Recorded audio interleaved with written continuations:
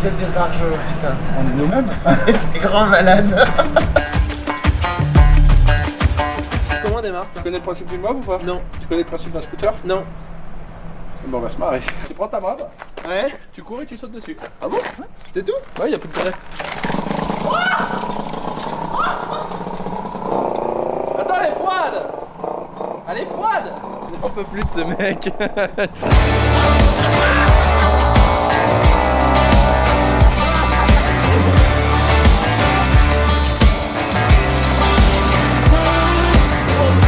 Bon les gars, on arrête le projet de TMX. On va faire de la mob. Oh, c'est la folie, c'est génial.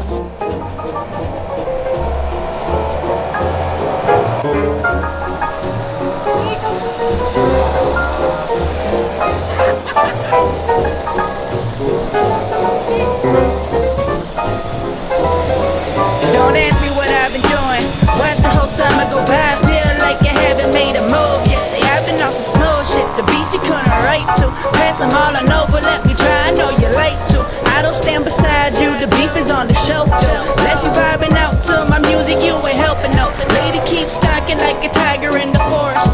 I'ma tell the bitch to knock it off. I ain't for it. Pass the microphone back. Shit, she say she don't like rapping, but I'ma try your ass with a verse and see what happens. And if you don't like it, you can bend it backwards. How's that?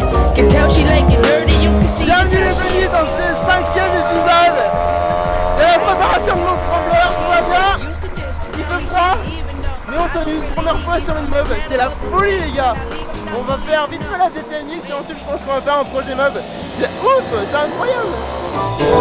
I tell them back up, like I don't need no backup. Baby girl get lonely, call me up, she wanna back rub. She say she don't want that much, some days I'm feeling useless. Then I get reminded they not doing. Regardez, je suis amoureux Adrien, je suis amoureux. Va trop, tu vas être partout, c'est un C'est vélo. trop bien. On se touche même pas, tu sais. Bon, aujourd'hui, pas mal de choses. Ouais. On va démonter le moteur de A à Z. On a reçu toutes les pièces pour refaire le moteur, le bas moteur. Après, sous réserve que les roulements soient en bon état ou pas. Ok, donc là en soi, aujourd'hui on repart avec un moteur neuf. Voilà, tout à fait. Normalement.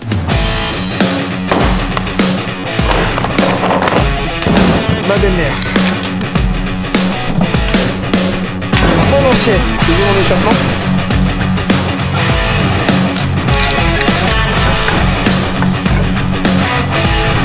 Qu'est-ce On va qu'on voir. voit ici là? C'est quoi? Donc ça c'est la chambre. Alors, tu es sur un refroidissement par air. Ok. Donc, t'as pas de conduit, je vais y arriver à le remettre. Tout ton refroidissement ce moteur se fait par l'huile de temps Ok. qui crée de la lubrification et du refroidissement. Et tu as aussi les ailettes qui sont tout autour.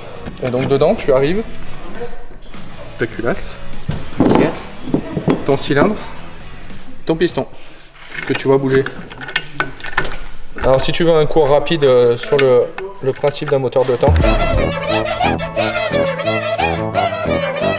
Le principe d'un moteur de temps, Yes. tu as ton admission qui est ici, carburateur, Ok. qui envoie un pourcentage donné d'air et d'essence. C'est un ratio. Ce ratio-là vient rentrer ici, rentre par là. Et tu as ta sortie d'échappement qui est ici. Le schéma, il est simple. Admission. Tu envoies de l'air et de l'essence dedans. La combustion d'avant est expulsée en même temps par l'échappement. Tu montes. Là, c'est une combustion. C'est pas une explosion, c'est une combustion qui vient repousser ton piston en bas. Et tu refais le même cycle. Admission, échappement.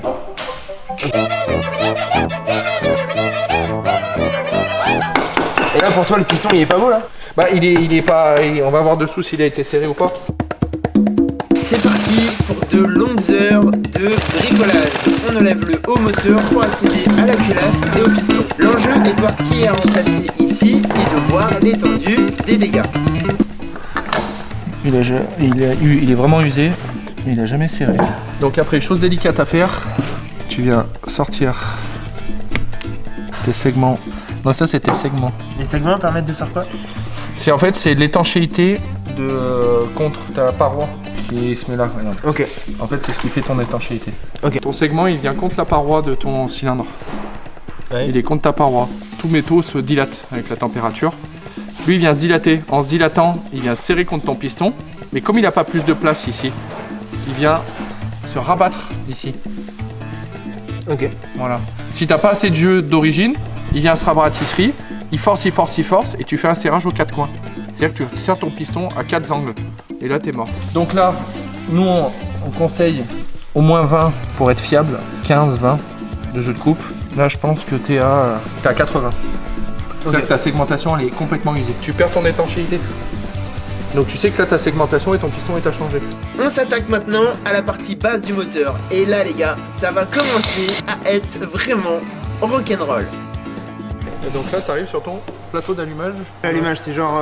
C'est ce qui te permet de. Ou... Non, c'est ce qui te permet réellement de te faire ton. Ça définit le point d'étincelle.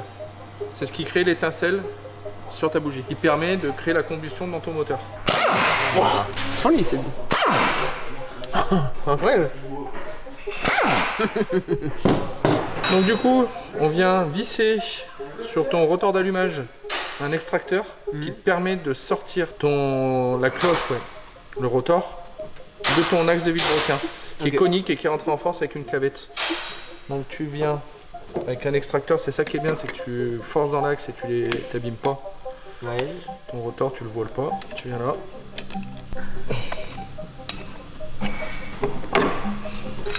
Wow. L'acheminement de ton étincelle. Tu mets un coup de kick, tu crées une rotation. Ta rotation vient créer des mouvements de ton rupteur. Ton rupteur génère de l'électricité qui envoie l'info à ta bobine. C'est une bobine haute tension. L'intensité que tu amènes là, à un certain voltage, crée une tension énorme. Jusqu'à 20 000 watts en instantané. Tac, paf, hop, t'as ta bougie qui est là. Tac, qui est dans ton cylindre. À chaque tour, tu crées une étincelle qui envoie là, qui est calée avec la hauteur de ton piston, qui vient créer une combustion, qui repousse ton piston vers le bas. Putain, c'est ouf. On installe le chauffage. Non, parce qu'il caille quand même dans le studio. Dans le studio. Dans l'atelier. Ok, bon, en tout cas, fort intéressant. Je sais comment fonctionne un moteur. Non, non, non, Les paroles, c'était vraiment super drôle. Y'a trop de gens qui Bon, on commence à faire de la merde et ça signifie qu'on commence à fatiguer. Cependant, on arrive sur une partie intéressante dont je ne connais absolument pas le fonctionnement. J'ai nommé l'embrayage. Ok, donc, waouh, putain, c'est beau. J'en ai touché, genre, c'est la première fois que je vois un moteur démonté. Et là, c'est rien démonté, hein, c'est que l'extérieur. Hein. Ah ouais? Ouais, t'as toute la boîte de vitesse et tout après. Putain, mais c'est ouf, j'ai l'impression de rentrer dans une cathédrale, mon gars. Donc là, t'arrives sur ton carter d'embrayage. Ton embrayage, il est là pour débrayer ton moteur et embrayer ton moteur, pour pouvoir passer les vitesses, pour pouvoir te mettre au point mort, et pour pas que ton moteur soit tout le temps en prise directe avec ton vilebrequin. Enfin, que ta boîte de vitesse ne soit pas tout le temps en prise avec ton vilebrequin. Donc avec la rotation moteur. Quand tu agis sur ta commande d'embrayage, tu dois te rappeler, t'en as cassé un il y a pas longtemps sur une BM. Le câble. Ouais, mais c'est le câble. Donc ton câble d'embrayage il arrive là-dessus. Et en fait, il vient créer une pression pour décoller. Regarde, tu le vois légèrement se décoller là. Je sais pas. Et donc quand tu décolles, paf, ça glisse.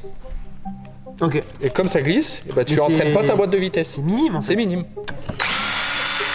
Waouh. Ça, c'est tes ressorts de compression. Voilà. Donc tu as ta tige de poussée qui vient de ta commande, qui va pousser là-dessus. Ça pousse et ça décolle ton embrayage. Tu as tes ressorts qui sont là-dedans, qui créent la pression sur tes disques d'embrayage. Tu vois, tu as un disque lisse et un disque garni. Le disque garni vient créer le contact. C'est un peu le principe d'un disque de frein et des plaquettes. C'est deux matières différentes pour que ça se colle entre eux, pour que ça freine en fait. C'est bon. Pour un briquet. Tu dois être par là-bas, je me suis servi de la main. Attends, je vais te chercher.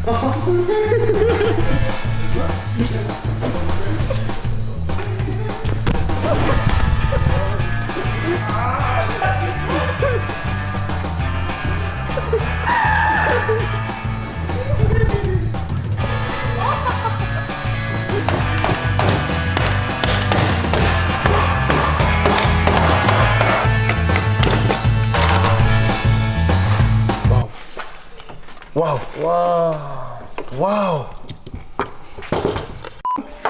Oh putain, Bon, allez. c'est qui? Pierre, Vas-y, décroche, tu dis que je suis en tournage. C'est Loris. C'est Loris, je suis en tournage. Tu dis c'est Loris. Regarde comment ça marche. Ton barillet de boîte de vitesse. Tu as des rainures. Ces rainures-là, elles ont des formes bien spécifiques. Et en fait, ça vient déplacer tes fourchettes de boîte. Chaque déplacement de fourchette de boîte te crée un rapport différent. Et en fait, si tu exagères, quand tu passes ta vitesse, tu viens déplacer tes pignons de l'intérieur. Tu le vois là. On entre encore un peu plus dans les entrailles de la machine. On a dit qu'on voulait tout enlever, alors on enlève tout. En vrai, il y en a de partout, je suis totalement perdu, mais ça va le faire. Oui, ça va le faire. Oui, oui.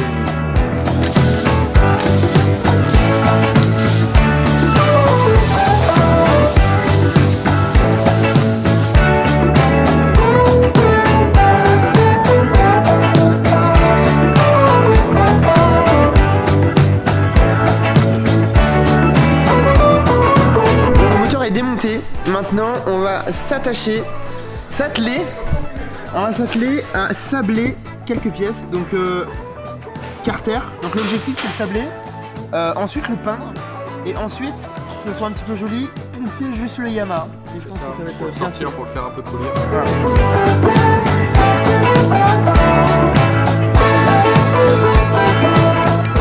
Il y a de la finition, il n'y a pas de la finition. C'est ouf, frérot.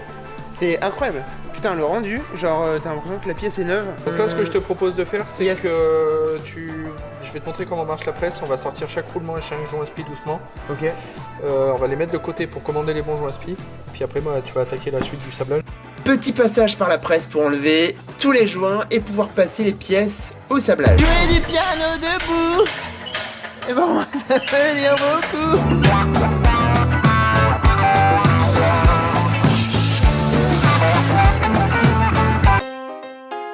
Salut, c'est Pablo et Rodriguez. nous sommes là pour un tuto peinture. Peinture. Non, à la tourelle. Ah, la tourelle. La tourelle. La tourelle, ok. On reste vraiment sur le concept de base de la vidéo, comme je l'ai expliqué, comme je vous ai tous répondu sur les commentaires. Le projet de 1500 €, c'est un projet qui peut, dans le but en fait, que vous pouvez réaliser chez vous avec des pièces aftermarket, avec des bombes de peinture. Donc aujourd'hui on va vous expliquer comment peindre avec une bombe. Donc par contre, prenez vraiment de la bombe de haute qualité, donc la marque Autolac ou Spraymax, qui sont vendus dans des Noroto, les AD, des choses comme ça, qui est de la bombe professionnelle. Vous avez un vrai jet de peinture qui ressemble à un pistolet. Vous pouvez mettre après l'adaptateur, enfin, on vous montrera ça plus tard. C'est de la bombe. C'est vraiment de la bombe. Non mais par contre c'est vraiment des bombes de qualité. Allez à bas de la peinture, pour pas faire de coulure, vous attaquez toujours par les parties rondes ou compliquées d'accès. La première couche, vous essayez jamais de couvrir totalement votre pièce, c'est là où vous allez faire des coulures. Donc, première approche, tac, vous allez chercher tous vos angles. Une fois que vous allez chercher vos angles, vous faites toujours à une distance respectable, jamais trop près. Et là, vous réalisez votre première couche. À chaque fois que vous finissez de peindre, même si vous en avez pour 30 secondes, vous prenez un morceau de carton ou autre, vous retournez votre bombe et vous la videz. Pourquoi?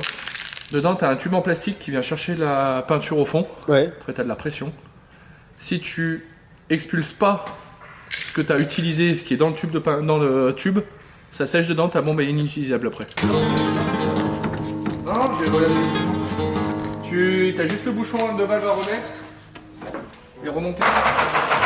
Don't ask me what I've been doing. Watch the whole summer go by. Feel like you haven't made a move yet. Say I've been on some smooth shit. The beats you couldn't write to. Pass them all on over. Let me try. No. Bon, je vous cache pas que c'est une putain de galère parce qu'il faut aller chercher au pistolet genre tout ce qu'il y a dedans et autant te dire que c'est compliqué. J'ai besoin de souffler là.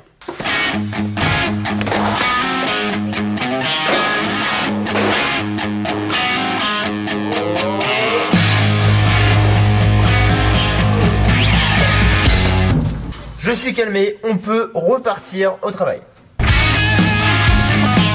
nettoie, on polit, on souffle, on protège et on peint. On touche au but les amis, on touche au but. Avec l'esprit d'Angus Youn, s'il vous plaît.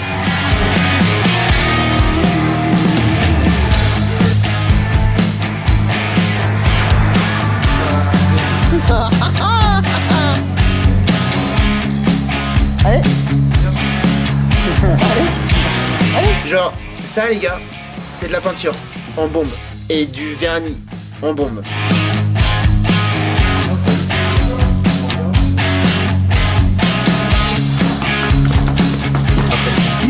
Il paye des... Alors démonter, c'est cool. Remonter, c'est un calvaire. C'est pour ça qu'on s'est mis à 3 et aussi parce qu'on voulait finir ça un peu plus vite.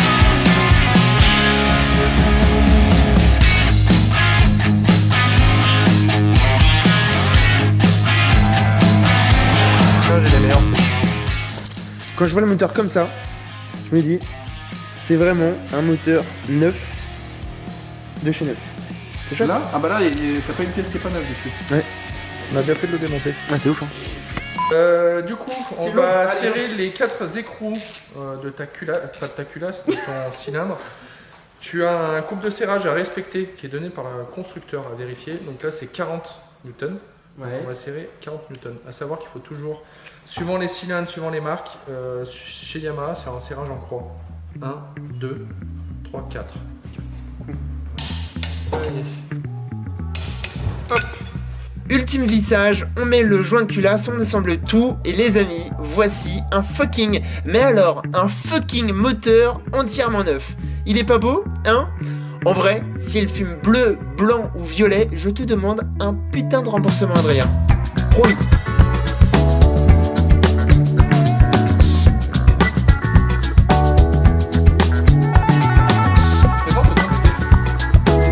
Donc Jules, tu viens de terminer ton moteur. 4,7 kg. On est combien? Non, c'est beau, en tout cas on est sur une belle pièce. Qui est totalement fini. Donc on a, comme vous avez pu le voir en vidéo, on a poli et sablé toute la partie centrale du moteur. On a refait le cylindre. Elle est belle, hein, cette partie-là. Sablé, aluminium brut. Bah, quand tu vois C'est la beau. terre qui est incrustée dans l'aluminium, c'est quand même 2 fois plus joli comme ça. On en a chié. Je vous avoue que c'était pas la. Enfin, je pense que c'était la vidéo la plus longue, la plus fastidieuse, ça. qui nous a fait suer. Que, ben maintenant il nous reste plus qu'à faire la partie carburateur. La semaine prochaine on va s'occuper de l'échappement. Ouais. Une fois qu'on aura fait ça, on va mettre le moteur en place dans le cadre, faire les modifs de cadre pour adapter les garde-boue, faire vraiment style années 60. Donc rendez-vous la semaine prochaine. Rendez-vous la semaine prochaine, je sais pas quand parce que vous connaissez Julien. Ouais. En tout cas, bon dimanche. Non mais j'ai même plus peur du feu maintenant. Bon, on se termine sur une vidéo sur une musique créée par Adrien et moi-même et son pote guitariste. Alors ouais, On la, c'est ça. on la met maintenant au fond. C'est parti. Dis au revoir à tes copains. Au revoir les copains. Au revoir les copains. Ah, tu veux que je reste là tout seul dans l'atelier? Salut. Comment on éteint ce truc là